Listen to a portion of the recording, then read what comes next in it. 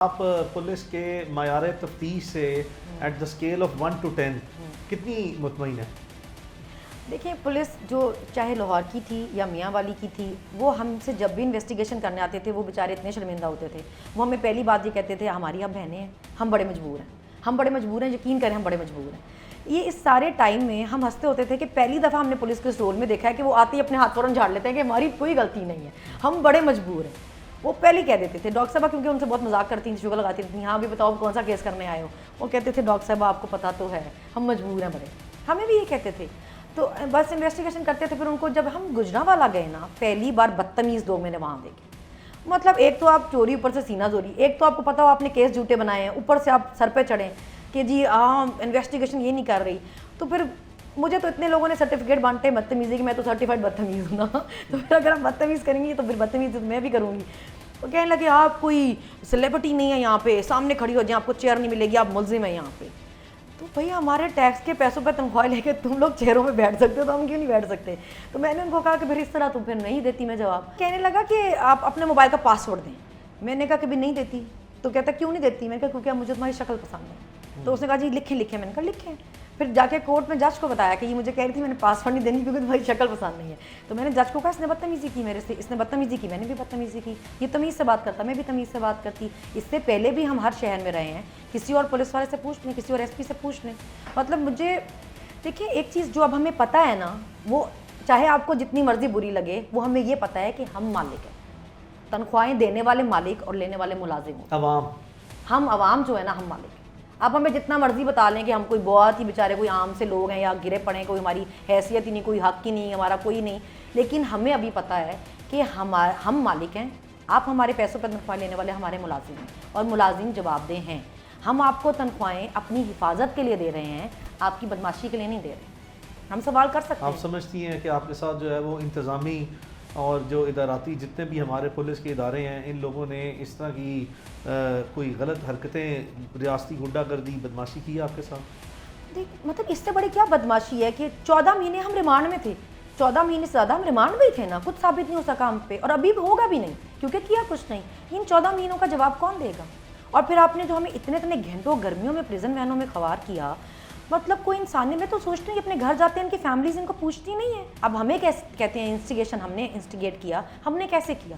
मैंने कहा कि खान साहब को ऐसे अरेस्ट करो, कोर्ट में घुस जाओ, हाई कोर्ट के अंदर घुस जाओ, दरवाजे तोड़ दो, शीशे तोड़ दो, उसको खींचो, ऐसे लोगों को इंप्रेशन दो कि उसको मारने के लिए लेके जा रहे हैं। मैंने ऑर्डर दिए? मैंने नहीं दिए।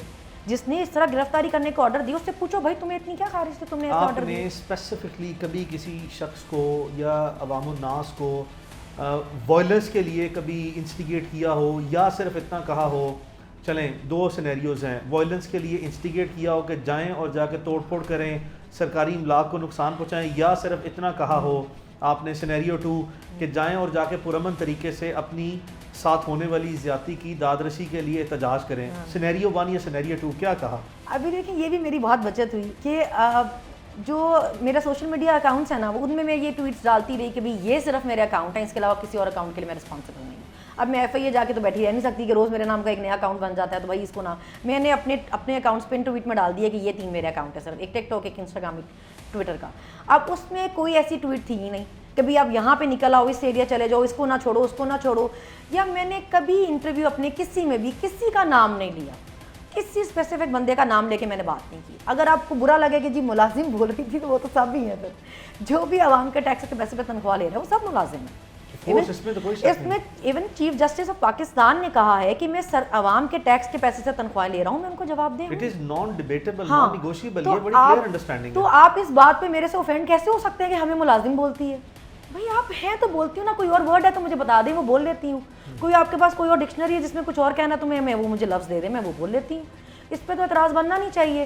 फिर आप कहीं आप लहजा कह सकते हैं, आप कह सकते हैं जी तरीका नहीं, लेकिन उसमें भी आपको देखना पड़ेगा हालात क्या थे। आप मुझे मार रहे हो या मेरे पे शेल गिर रहे हो, आप उस पर मेरे से एक्सपेक्ट करेंगे मैं आपको कहूँगी सर कितने अच्छा शेल मारा आपने, वाह वाह कमाल कर दिया, आपके घर फूल तो नहीं भेजूंगी। सो आपका कहना ये है कि इन दो सर्कमस्टेंसेस अगर कोई एग्रेसिव या पैशनेट किस्म की या स्ट्रॉन्ग किस्म की स्टेटमेंट है तो वो कंपेलिंग सर्कमस्टेंसेस की वजह से है, या कोअर्सिव सर्कमस्टेंसेस। रिएक्शन तो होता है ना, फिर यार अभी एक एक्शन का रिएक्शन तो होता ही है। अभी आप करेंगे तो आपको सुननी भी पड़ेगी ना, और हम तो सिर्फ सुना ही सकते थे, हम तो कोई लाइसेंस असले वाले गुंडे नहीं हैं कि हम बंदूकें लेके तो नहीं फिर रहे थे ना। कोई बंदूकें लेके फिर रहे तो आप बताएं, बोल सकते थे, बोल के गुस्सा निकाला, इससे ज़्यादा तो नहीं कुछ कर सकते थे। आप बताएं, अगर हम आप में से किसी के घर घुस गए हैं तो बताएं, आप में से किसी की खवातीन के साथ इस तरह किया जिस तरह आपने हमारे साथ किया तो बताएं, आप में से किसी के इस तरह बाल खींचे, दुपट्टे खींचे या शेल मारे आप लोगों को। और मुझे तो एतराज़ इस बात पे था कि हम कहीं थे, कोर कमांडर हाउस कहीं था, वहाँ पे आप जाके घुसे ना जहाँ पे लोग हैं, जहाँ औरतें एक जगह कट्टी बैठी थी बेचारी एक साइड पे। कि देखिए, मैंने मुझसे इन्वेस्टिगेशन में भी पूछा कि जी आपको पता नहीं था इतने लोग जाएंगे तो ये भी हो सकता है। मैंने कहा जी मैं माजरत चाहती हूँ कि मुझे ख्वाब में उस दिन आया नहीं रात, कोई मेरे पे कोई इल्हाम नहीं उतरा कि जी सुबह ये होने वाला है। मतलब पीटीआई तो ऐसे प्रोटेस्ट करती थी जैसे लोग वीकेंड मनाते हैं। ऑलमोस्ट हर वीक एक प्रोटेस्ट होता था, लिबर्टी वीकेंड है जी, चले जी प्रोटेस्ट हो गया, किसी दफ़ा कुछ नहीं हुआ। तो उस दिन हमें कैसे पता चलना था कि भी आज आगे जाके आग लगने वाली है। बात तो ये आप साबित करें हमने किया क्या है, उसकी कोई एक फुटेज दिखा देना। वर यू एक्सपेक्टिंग कि आपके पेरेंट्स जो हैं वो आपको इस तरीके से सपोर्ट करेंगे? ठीक है, हर पेरेंट जो है वो अपनी औलाद के लिए जो है वो हर तरीके से जो कोशिश होती है वो करेंगे, बट कभी सोचा था कि हमारे वालिदैन जो हैं वो इस तरीके से इतना आगे जाके जो है वो बेटियों के लिए, और मैं बेटी हूँ दूसरी बेटी के लिए, सबके लिए इतना आगे भागे दौड़ेंगे? मैंने अभी तक कल ये बात किसी को भी शेयर नहीं की हुई, आपको तो खैर पता, आप ही ने केसेस किए हैं मेरे सारे। जब मेरे उससे पहले पापा से मेरी बहुत झगड़े होते रहते थे खान साहब के लिए लेके, लेकिन जिस तरह पापा ने सारे टाइम में मुझे सपोर्ट किया, मुझे बताया, लोगों ने आपके इंटरव्यू में कह रहे थे कि मेरी बेटी की चॉइस है, ठीक है मैं उसको रिस्पेक्ट करता हूँ, मुझे इतनी हैरानी हुई। फिर जब ये इलेक्शन के लिए हुआ, हम सुप्रीम कोर्ट तक लड़े, केस आपने मेरा सुप्रीम कोर्ट तक लड़ा, तो मेरे अबू जब मेरे पास आते थे ना तो वो कहते थे कि इस तरह हमने डेट हाई कोर्ट में भी की हुई है, इस तरह तुम्हारी ये ज़मानत है, ये केस है, इसमें ये चल रहा है। तो मैं उनको कहती थी पापा मुझे ये मत बताएं, मुझे बताएं 119 में आपने क्या किया है, मेरे 119 से पेपर एक्सेप्ट हुए हैं कि नहीं। तो मेरे पापा कहते थे बेटा कर रहे हैं ना, हम कर रहे हैं, हम जा रहे हैं, हम उधर से भी रिजेक्ट हो गया, हम आगे जा रहे हैं, हम ये कर रहे हैं, वो कर रहे हैं। तो जिस दिन मैंने टीवी में देखा हमारे पेपर एक्सेप्ट हो गए 119 के, आप सोच नहीं सकते मैं कितनी खुश थी। डॉक्टर साहबा ने भी मुबारक दी, आलिया ने भी, हम लोग पापा आए मिलने तो पापा थोड़े थे, मैंने कहा बाबा क्या हुआ, मैंने टीवी में देखा कि एक्सेप्ट हो गए पेपर। तो पापा कहने लगे बेटा वो हो तो गए हैं लेकिन वो उन्होंने टिकट शदाद फारूक को दे दिया हुआ है ना। तो आई वॉज शॉक्ड, मैंने कहा क्या मतलब टिकट शायद उसको शदाद फारूक को दे दिया हुआ है। तो उन्होंने कहा कि वो बस वो तुम्हारा लेट बहुत हो गया तो इस वजह से उन्होंने वेट नहीं किया, वो कह रहे थे कि सीट खाली रह जाएगी। तो मैंने उनको कहा पापा वो आपको बता तो देते, हम सुप्रीम कोर्ट तक लड़े तो क्या मतलब कि टिकट नहीं दिया उन्होंने। तो कहने लगे, तो वो मेरे लिए शॉकिंग था। मेरे पापा ने आगे इसका देखो गलत बात ना करो, उन्होंने तुम्हारा बहुत वेट किया, अब दिन ही 10 रह गए थे तो फिर उन्होंने उससे पहले दे दिया ना, अब वो सीट खाली तो नहीं छोड़ सकते थे। तो मैंने उनको इतना हैरान होकर देखा, मैंने कहा भाई ये क़यामत की निशानी है, अगर मेरे अब्बा जी खड़े होकर पीटीआई को सपोर्ट कर रहे हैं या उनको डिफेंड कर रहे हैं तो ये क़यामत की निशानी है। मैं तो वहीं चुप हो गई। मेरी अम्मी ने कहा कि बेटा ऐसे नहीं होता, ये मुश्किल टाइम है, मुश्किल टाइम में आप लड़ाइयाँ नहीं डाल के बैठते कि नहीं मैं ये नहीं करूँगी, मैं वो। उन्होंने हमें कहा कि आप विड्रॉ करें तो हम विड्रॉ करें। तो मैंने कहा जी ठीक हो गया। और मैं उधर से अंदर आई, मैंने डॉक्टर साहब को बताया, मैंने कहा डॉक्टर साहब ये क्या हुआ है। डॉक्टर साहब कहने लगी क्या मतलब। मैंने कहा पता नहीं डॉक्टर साहब, अगर वो कह रहे हैं उन्होंने विड्रॉ करने के लिए कहा। डॉक्टर साहब ने कहा चलो तुमने अपना दिल नहीं छोटा करना, इंशाल्लाह अल्लाह में बेहतर करेगा, मैं पता करूँगी कि किस तरह हुआ है। वो बात ख़त्म होगी। तो मेरे पापा ने तो मुझे इस तरह सपोर्ट किया है, मतलब जिस चीज़ के लिए वो लड़ते रहे सुप्रीम कोर्ट तक, उसके लिए भी उन्होंने मुझे कह दिया बेटा चलो कोई बात नहीं, इस तरह हो जाता होता है, हालात का तकाजा ये है कि इस तरह छोड़ नहीं डालना इस टाइम पे ना।